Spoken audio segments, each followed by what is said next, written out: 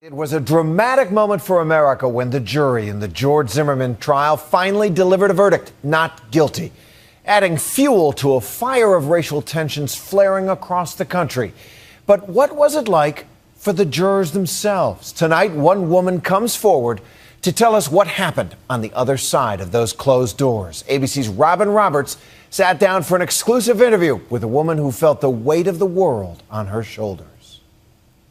We, the jury, find George Zimmerman not guilty.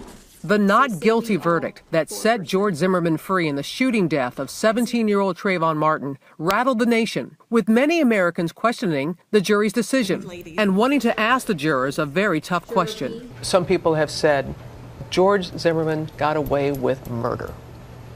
How do you respond to those people who say that? George Zimmerman got away with murder, but you can't get away from God.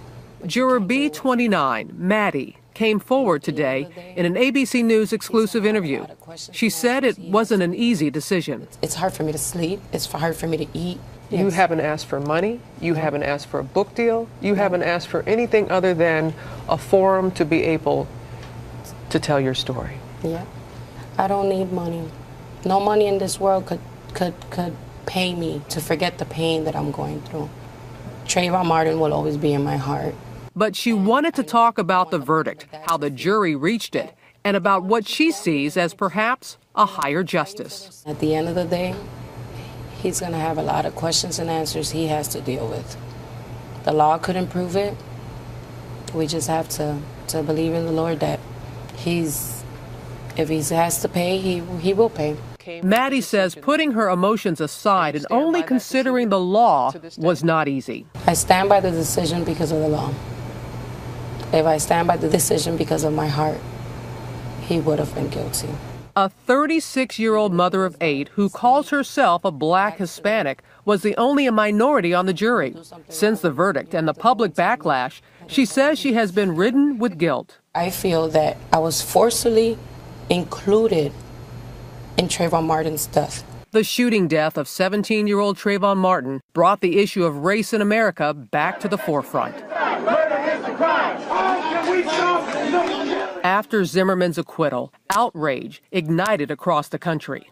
So how do you respond when you see people who are making this about race, who are saying, had Trayvon not been a young black man, that the conversation would be different? Is it true?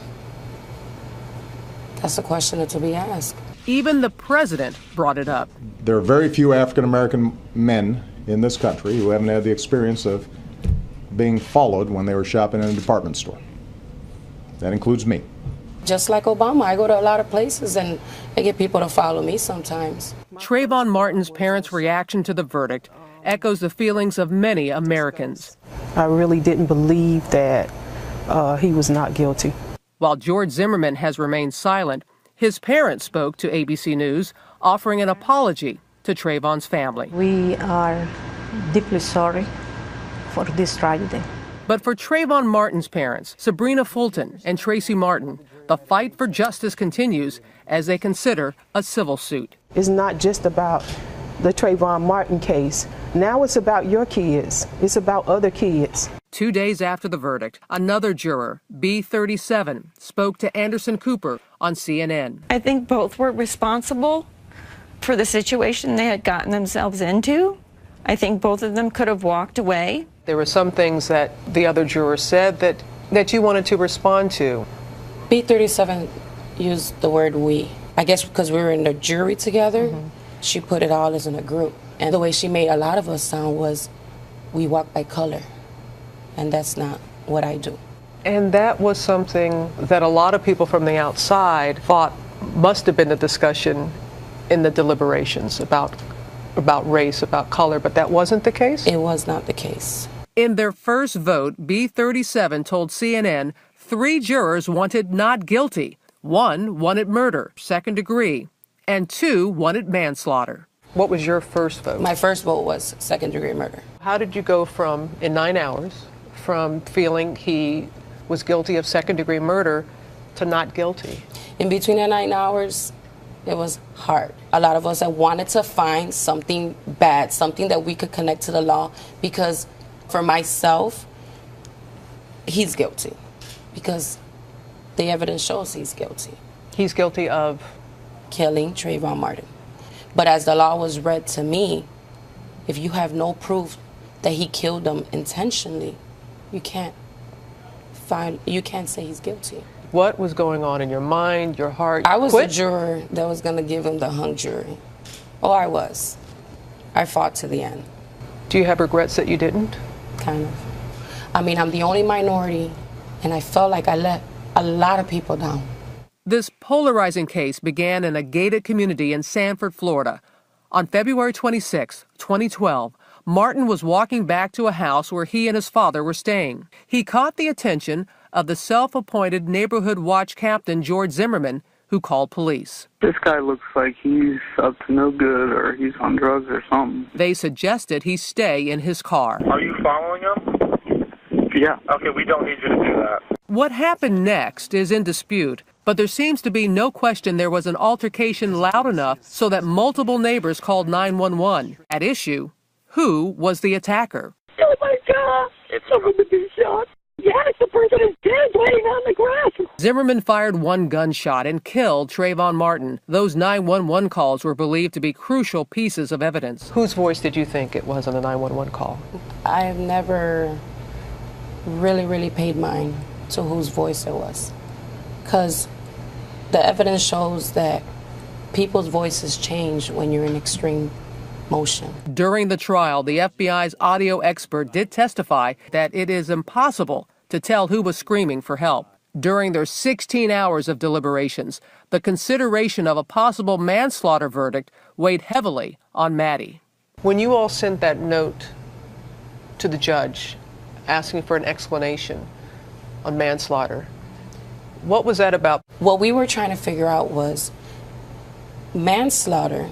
In order to be charged, we had to prove that when he left home, he said, I'm going to go kill Trayvon Martin. Her own lawyer, David Chico, says even legal experts would have been confused. And I've thought a lot about it, and I haven't really been able to come up with, with really another charge. Except, I mean, I think manslaughter was a charge that could be put forth. Maddie says she had no idea that the world was watching so closely.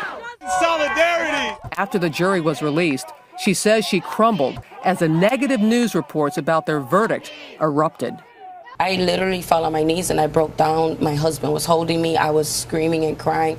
And I kept saying to myself, I feel like I killed him. And I feel that if they would put the law and a lot of people would read it, they would understand the choices that they gave us.